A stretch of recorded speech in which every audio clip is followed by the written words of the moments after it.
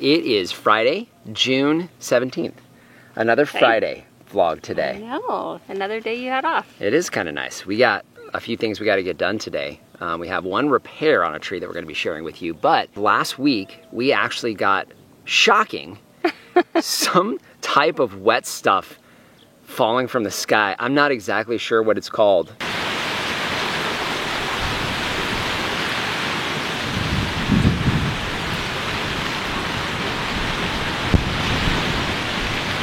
So that was basically just enough to make the dirt stick really good. Yeah. We didn't measure any rain from that at all, even though it was coming down pretty hard. So one of the things that we're obviously trying to do here is we're trying to capture, more importantly, hold as much of that moisture on the farm as we can. Now for that particular instance, it all dried within 5 minutes of it falling to the ground. Never really got any puddling at all, so it wasn't an issue with this first storm to come through. But you spent some time, Kayla was over helping you, and you guys did some wood chips this week. Yep, we dropped some wood chips on the east orchard. That one was a little bit thin, so what we're doing is coming back and filling in the spaces between the trees with wood chips. That way when we do get nice heavy rain events, it'll soak into the ground a bit better and we can hang on to it. First few harvests of tomatoes, and you guys made some salsa. We did, yeah. I actually harvested, I think, about 4 pounds of tomatoes that we made salsa. So that's the first time we've gotten ripe tomatoes ever, like fully ripe tomatoes, and they were good size, like big old beefsteak tomatoes. Yeah. So one of the things that Lori found while she was walking the trees, you were walking the back and you found something with one of the mulberries in the back.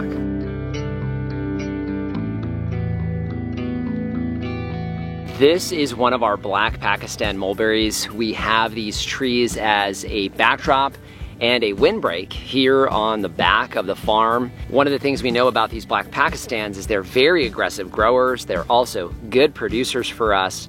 But one of the things when you have aggressive growth is you can have some issues with the trunk itself. And in this case, we've got the tree splitting.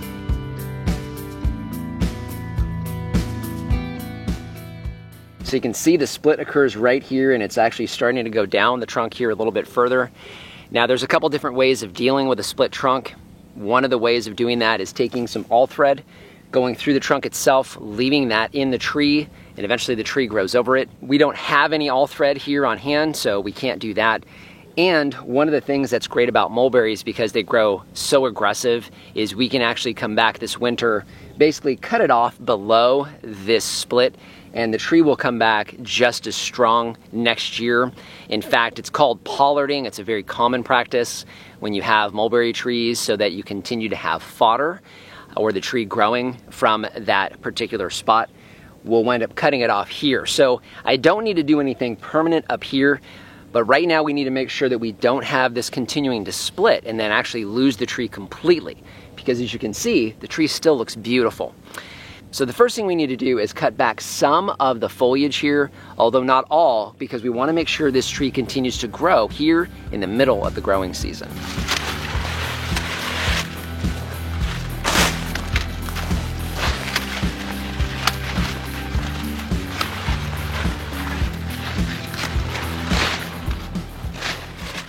So basically just took some of the top off of this tree. I think one of the issues when we pruned this winter, we pruned all of these trees back to almost single whips. In this case, I can see we left 2 branches that basically formed a Y. They're fairly close together, and that's probably part of the issue. And what we're gonna do is we're gonna actually brace it above this split with some leftover old hose and some tie wire. What we're gonna basically do is pull these 2 branches together that are in this Y, and this will hopefully start to heal over. Now, this is a temporary fix, so keep that in mind. This is not a permanent fix.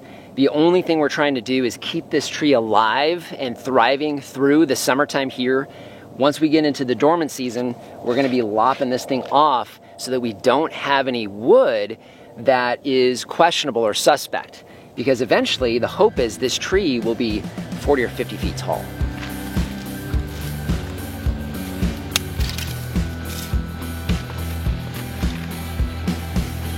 I'm gonna have you go try to push these 2 pieces together.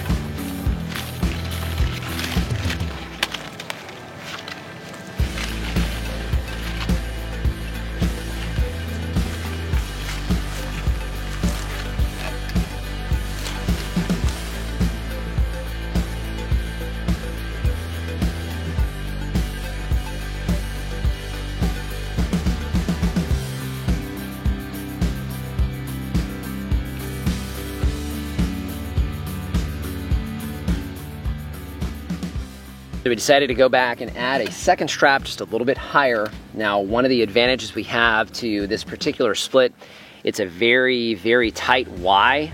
There's not a lot of space in here. So it was actually fairly easy to come back up here and get two different straps on. We don't have really thick wire that's easy to twist. So we just took some 16.5 gauge tie wire and basically twined it together so that we have something twice as strong, and then came back and then tightened these up really, really tight. We basically pulled on this and we're not able to actually get these two to pull apart. So I'm hopeful that this will be a good stopgap for us until we can come back this winter and go ahead and pollard this tree down below this split.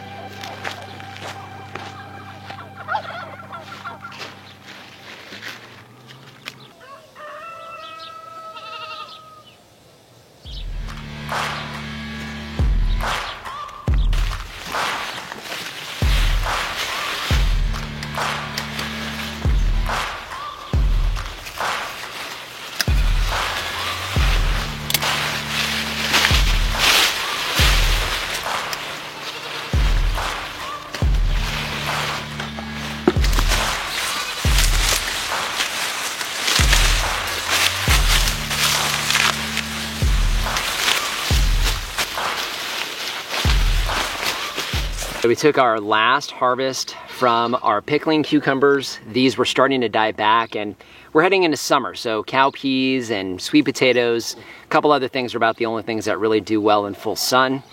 So this will give you an idea of a normal pickling cucumber. It's probably about 5 inches long or so.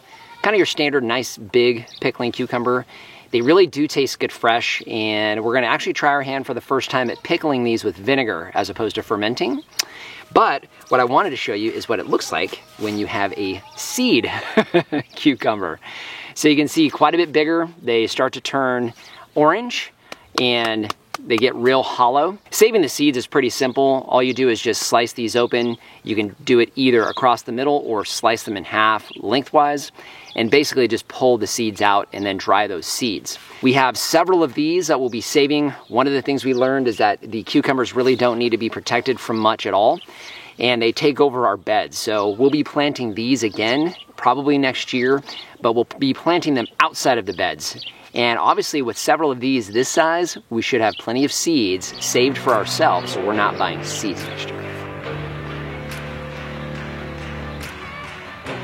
We asked you guys last week for some input on our watermelons. We have several of them that are ripening here in our old sorghum patch. These are small watermelons, but it looks like it's a good size. So the advice you guys gave us is, number one, flip it over and see whether or not the bottom of it is yellow. And as you can see, this one is definitely starting to turn yellow, and it didn't last week. So one of the things you had also said when it comes to watermelons is looking for the first tendril as you're going from the stem onto the vine. And as you can see, that tendril is starting to die. So we're hopeful that that's also a good sign. Now, several of you have suggested thumping it, and it should sound hollow, and it sounds hollow to me. I'm not a professional watermelon thumper, but it's thumping. That reminds me of Thumper, like actual Thumper. I'm thumping, that's why they call me Thumper. All right, so it's passing the thump test. Oh, and then one other thing, driving home from work, I saw a huge 18-wheeler completely loaded with a bunch of watermelons packaged to go to the grocery store. So I'm thinking we're in pretty good shape. Now, there's a couple of these watermelons that are not yellow on the bottom. We'll let them go a little bit longer. And this guy here, this nice big one, will be our first test. So let's go ahead and take this off the vine and see whether or not it's ripe.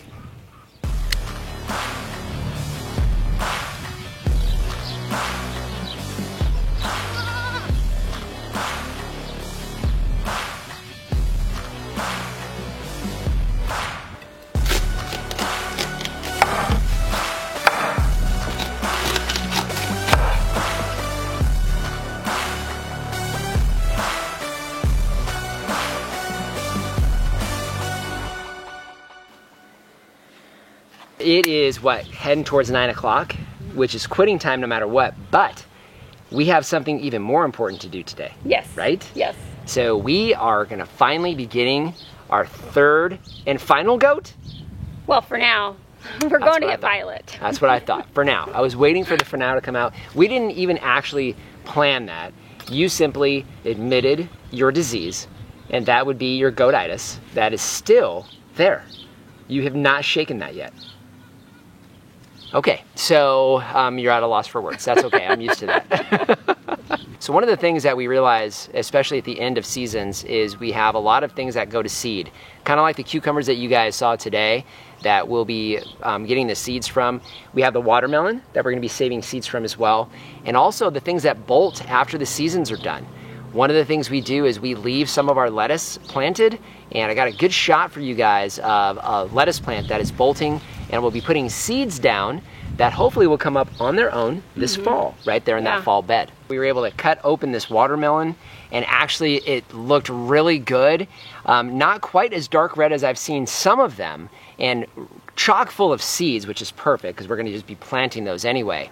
But we were really good. We have not tried this watermelon yet, so we're gonna try it on camera for you guys and see how we did. All right, cheers.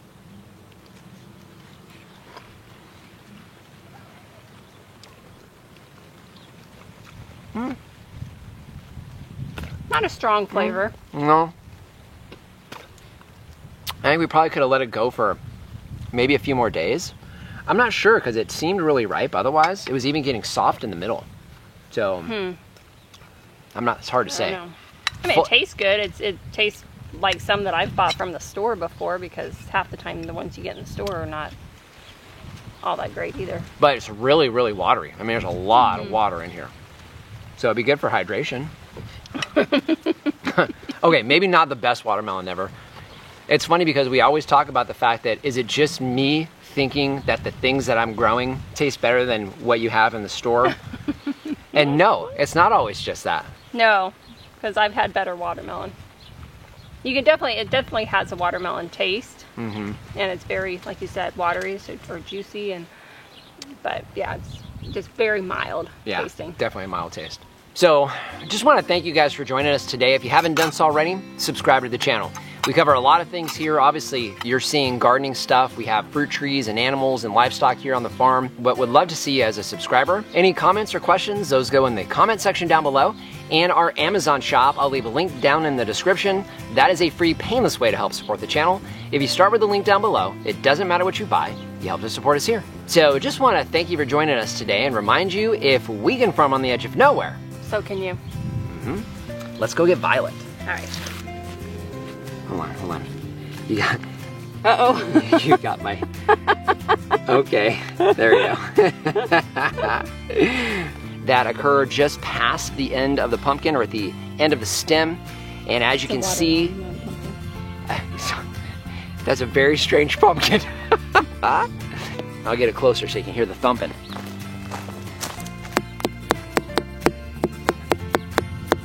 Is that the right amount of thumping noise or hollowness?